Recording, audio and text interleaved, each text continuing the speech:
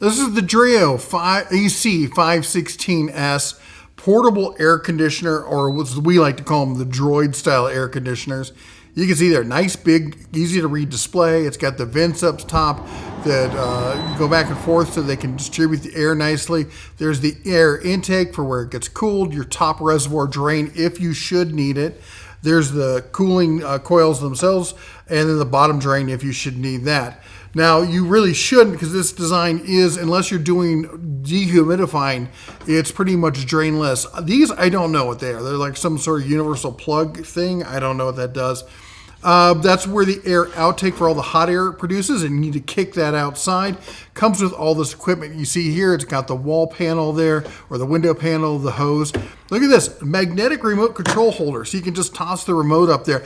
I love that, because in my house, remotes they grow legs and they walk off. So having a spot to keep it, knowing it's going to be there, is fantastic.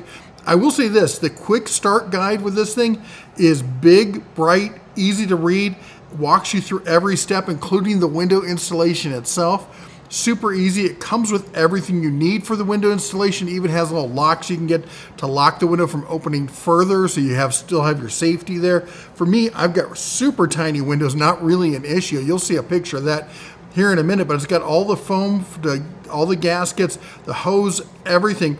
Perfect for any kind of normal setup. I do not have a normal setup. The windows in my studio are 8 feet high off the ground. As you can see there, I've got it sitting on top of a cart. Do not recommend. Do as I say, not as I do. I'll come up with a better solution down the road. But let's talk about using this thing. First off, the first interface for this, the first interface is going to be on the machine itself, but the remote's going to be your primary way of accessing it. And you can do everything you need from the remote. Turn it on, turn it off, change the cooling to drying to fan. Drying is dehumidifier, if you would. If you're just using the AC, you will never have to drain it, but the dehumidifier, you will probably have to hook up a drain. Anyway, here we are in the app. This is a third way of controlling it now, besides on the unit and through the remote. And I gotta say, this thing is fantastic. It's a very feature-rich app.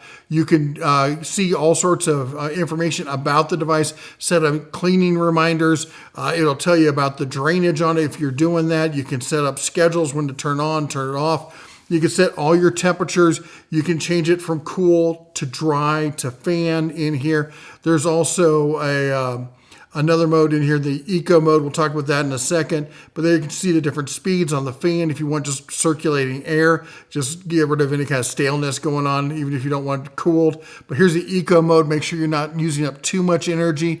It limits how low you can actually set it, but you can turn it on and you can turn it off.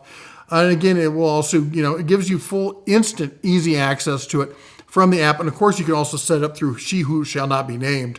And then also the app connects to all the other Dreo universe kind of devices. They have a ton of different stuff out there. Well, as you guys always want to know, the good, the bad, and the ugly on this stuff. So we're going to try and get into that really quick. The good is the price. Let's talk about that price. The price on this is dang cheap. You're looking at $426.59 compared to other products on the market. Medea, which I'm a huge fan of, theirs is coming in at $500. That's the sale price. The Whitener, whatever they call it, $489. That's its sale price. The Black & Decker's sale price is coming down at $449. So as you see, it's currently the cheapest one out there, and that's kind of what Dreo's been doing. Dreo's been coming out, and they're trying to make a name for themselves. They're coming out and doing high-end, or not high-end, but a lot of 80-20 kind of stuff, where you're getting 80% of the quality and the features and the whole 9 yards for 20% of the cost. Now, maybe the math doesn't quite math on that, but you get what I'm saying. They're trying to give you more, probably so they can put less in their pocket so they can build market share, which is a good time to be buying into products like this. Don't be waiting until they've been around 10 years and be buying into them. Then you're not getting the real value on it. So the other thing to talk about is, the performance. Yeah, it does get pretty cold. I will say that. But let's talk about the sound level, because these portable machines can be pretty loud. So I've got it set up about 6 feet away from me. I got my microphone right here. You can hear me. You can hear this. Current bass sound level is low 30s is the current bass sound level. Now I've got the remote here. We're going to turn it on. Got set to 65 there because I figured that's going to be the, I want to maximize the coldest. It'll jump to the highest level, the sound that it is. Let's see what it's at right now. I don't feel it's at full blow.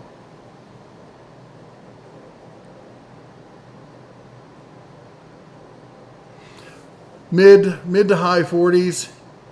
Hopefully it'll kick in here in a minute. And once it does, once it kicks up to the upper level, I think it will. I don't think this is the max. We'll see. Anyway, while we're talking, let's talk about some of the, so that's the good. The good is it's got all the features you want. Most of the features you want. It's got most of the features you want. It's affordable. It's super easy to set up. It comes with everything you need. It's got nice, touch-sensitive controls. It's got a big display on it. Tells you all the information. It's got a great remote. It's got an app. It's got connectivity. I can turn it on and off with my voice using She Who Shall Not Be Named. Those are all good. The bad, it's not the highest build construction, but really, honestly, these portable droid styles, none of them are. They're basically just cheap plastic sheet plastic wrapped around the body. It's got decent little casters on it, but they're not super high end. But the thing is, and this isn't intrinsic to just this unit, is they're wildly inefficient. And I'm going to show you why here in just a second. So dual hose versus single hose. Now this is a single hose, and all the ones I compared price were single hose. So the issue here is that you have an AC has two sides, a hot side and a cold side. You can't get something for nothing, right? So as you make one side cold, one side gets hot. So on the cold side, you pull air from the room, you pass it through its evaporator coil, and it gets colder. And that's how AC cools off your room. On the hot side, you take other air, you pass it through a radiator so it doesn't burn up, and so it can keep working and keep cooling air, and then you have to discharge that hot air. Here's the problem. On a single coil system or a single hose system, what it's doing is it's taking that air from in the room, and then it's kicking it outside. Well, the problem with that is nature abhors a vacuum. So you're lowering the air pressure. So where's it going to get the air to fill that room? It's going to get it from outside. So if it's hot outside, it's going to pull hot air in to fill that space, which is why you'll see SACC ratings. Basically, this 14,000 BTU unit is really only a 10,000 BTU unit. Now, there are units that use dual hose, so they have an input and an output, so it's not sucking air from inside the room, which means it's maintaining the constant pressure, so you're not refilling it with hot air, and so that's got to be right at 14,000, right? No, those are usually going to operate at about 2,000 loss at a 14,000. So a 14,000 is going to be 12,000. For a dual hose, for a single hose, it's going to be 10,000. The reason for that is the unit itself gets hot because that's where the hot side is. On like a window system, you'll have the hot side outside, the cool side inside. So that's why you don't have to deal with that. And on like a mini split or a regular kind of, whole home kind of cooling system, the entire thing sits outside and only sends the condenser gas inside. So again, you don't have to deal with that. This one, you have the unit itself is hot, and as you saw, or actually I'll put it up on the screen right now, you'll see that not only is the unit itself hot, but the hose is hot. Now you're like, well, who cares if the hose is hot? That air is going outside. Yes, but the hose itself radiates heat, so that's where you get a loss of efficiency. So even a dual hose system is not going to be as efficient as a regular window system or as a mini split or any other kind of side. These droid systems are, by default, the least efficient type of AC system that you can get. That said, they're also the easiest to set up. This is way easier than trying to put in a window unit. I got little micro windows. I can't put a window unit in that thing.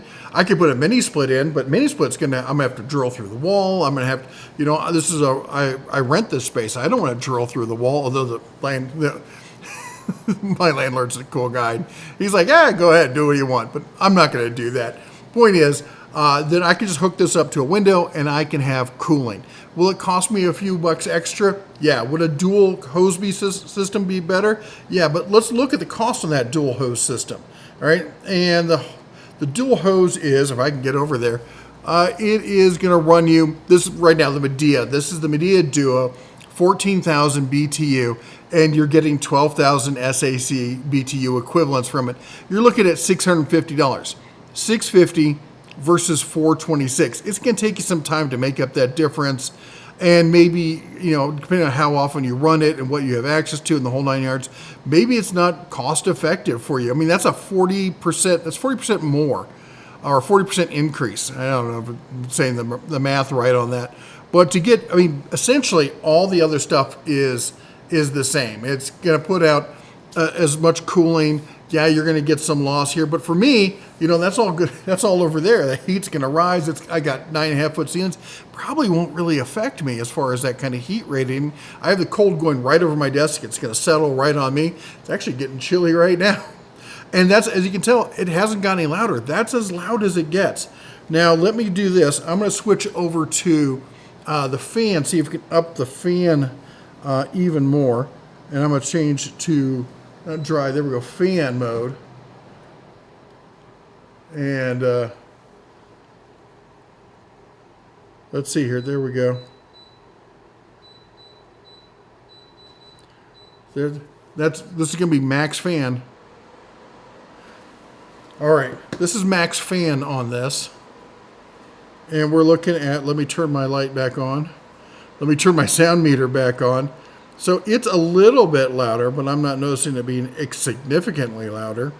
Let me get my light here so you can actually see it.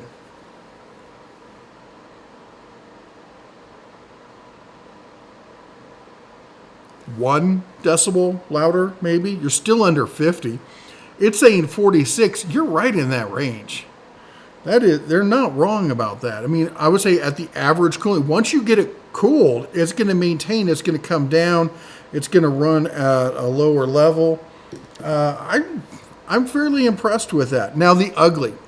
The ugly is that these units, none of them seem to have, well, how do I put this?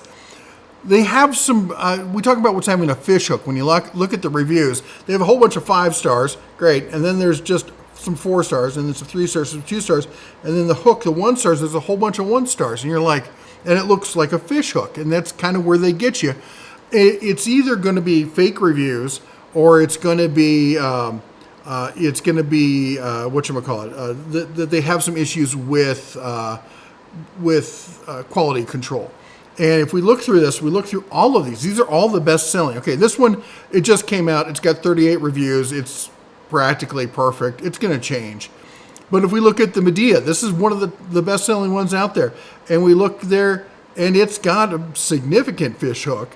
That's not the worst I've seen, but we got the Whitner, and it's got more 1 stars. When we look at the Black & Decker, there it goes. It's got more 1 stars. Even the Medea Duo, top of the line, and look at that, it's got the fish hook right there. It's not the worst. Usually we say it's a bad fish hook if the 2 and the 3 stars added together are more, and it's not in this case, so that's kind of borderline.